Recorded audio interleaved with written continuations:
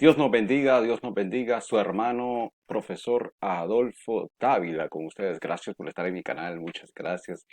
Hoy quiero compartir con ustedes una breve reflexión que hice en la iglesia local donde me congrego y esta reflexión tiene que ver por qué Jesús es el Cordero de Dios, por qué Juan el Bautista dijo esta afirmación y lo encontramos en Juan 1:29.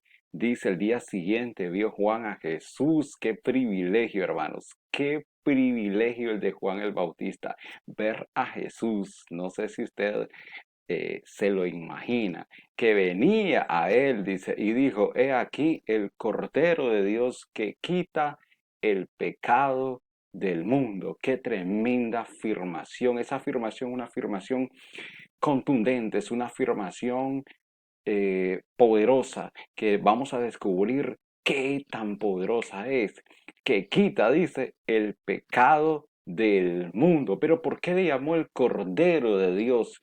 ¿Por qué no mencionó otro nombre, sino el Cordero? ¿Por qué? Bueno, habría que remontarnos un poco hacia atrás, hacia muchos años atrás, ¿verdad? Es necesario retroceder hacia atrás. Y vemos en Éxodo 12, si usted lee con calma en su hogar, Éxodo 12, todo el capítulo, pero en estos versículos nos vamos a concentrar donde dice, hablad a toda la congregación de Israel diciendo, en el 10 de este mes, tómese cada uno un ¿qué?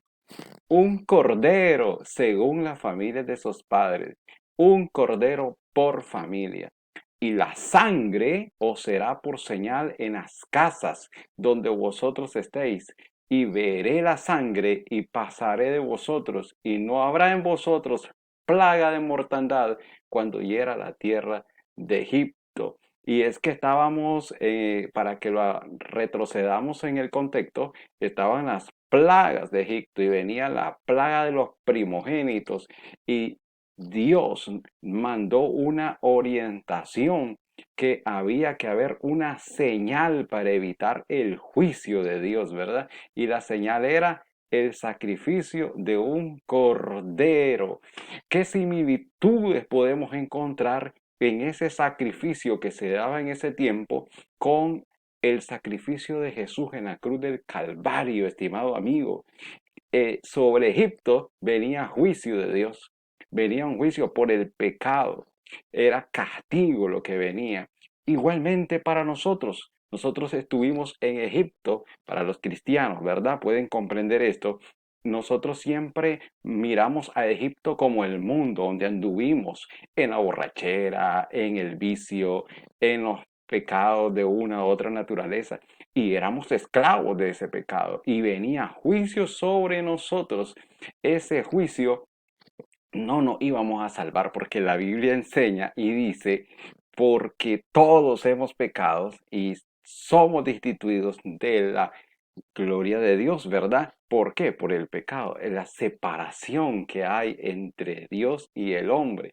Venía juicio, venía castigo, pero a pesar de eso, a pesar que venía juicio y castigo, Dios da una salida. Y es que siempre Dios ha dado una salida a la humanidad. Ahorita, actualmente, usted puede encontrarse mucha gente hablando, predicando de una, de otra manera, dando el mensaje de salida a la condenación. O sea, Dios tiene una salida, una escapatoria para la humanidad. Otra similitud es que el padre de familia escogía el cordero. ¿Verdad? Los niños no andaban escogiendo el cordero ni los jóvenes, era el padre de familia, el responsable del hogar. Igualmente, nuestro Padre Celestial ha escogido su cordero y este cordero tenía que tener varias características, sin mancha, sin defecto. ¿Y qué hacían con él? Lo mataban, lo sacrificaban, ¿verdad? ¿Qué tomaban del cordero? La sangre, ¿verdad? ¿Por qué? Porque esa sangre la iban a ocupar para teñir las puertas de los hogares, ¿verdad? Para los dinteles de madera. Es igual, la sangre que derramó Jesucristo en la cruz del Calvario, esa sangre que derramó y que no nos imaginamos cómo haber sido es cómo haber quedado esa cruz, ese madero, esa madera, cómo quedó empapada en sangre, ¿verdad? Por ti y por mí, por todos nosotros. ¿Y qué es lo que evitaba esa sangre? ¿Qué es lo que evitaba ese sacrificio? El juicio de Dios, el juicio de Dios evitaba ese sacrificio. Entonces, esas similitudes que podemos ver es que ese sacrificio liberaba de la ira de Dios a los primogénitos. La ira de Dios no se reflejaba ahí, no pasaba, los dejaba vivos a los primogénitos porque no miraba, porque miraba la sangre ahí, ¿verdad? Eso es una señal, eso es un pacto que Dios había hecho. Pero esta expresión, hermanos, que dice, este es el Cordero de Dios que quita el pecado del mundo, es tremenda, porque ese es un efecto o consecuencia de la muerte del Cordero. ¿Cuál es la consecuencia de la muerte del Cordero? Se quita el pecado.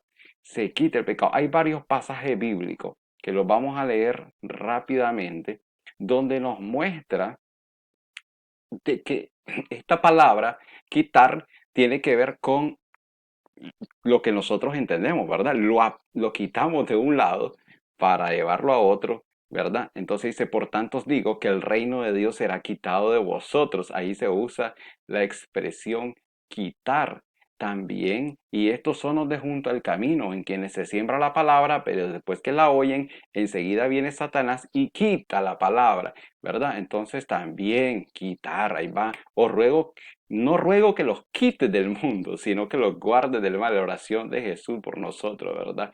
¿Y qué pasaba? Por la fe celebró la Pascua y la aspersión de la sangre para que el que destruía a los primogénitos no los tocase a ellos, nos dice esta cita. Qué tremendo, estimado amigo.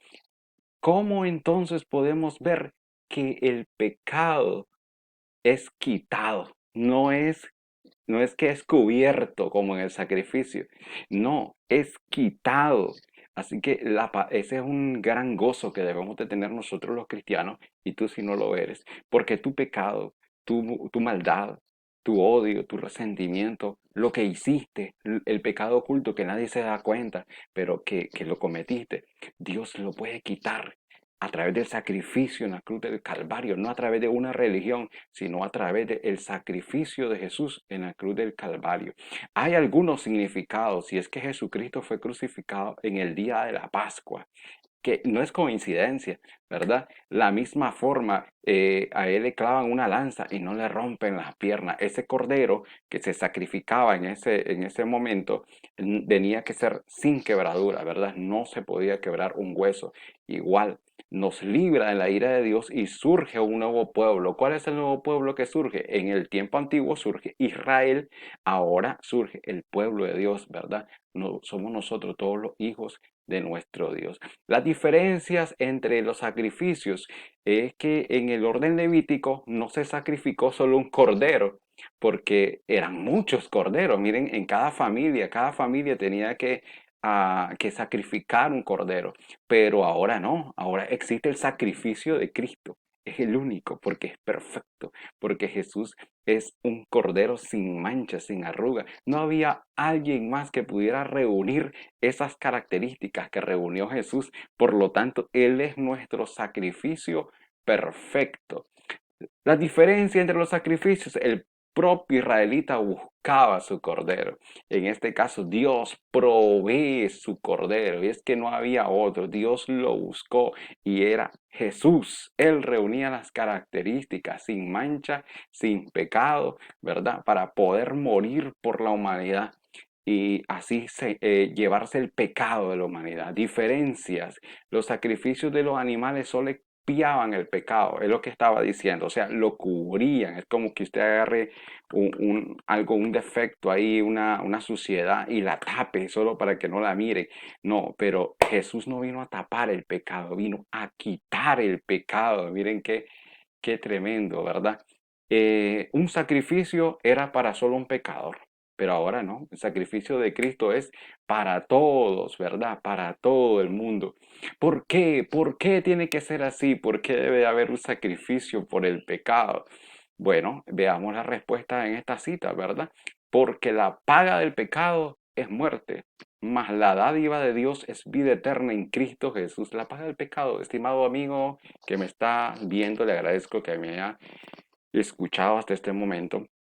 Pero es un hecho de que nosotros somos pecadores y que merecemos la muerte eterna. No es la muerte física, porque todos vamos a morir, pero también es consecuencia, pues, pero además de eso, la muerte eterna. Y hay una palabra en Hebreos 9:22 dice que casi todo es purificado según la ley con sangre, y sin derramamiento de sangre no hace remisión. Es decir, tenía que ser así.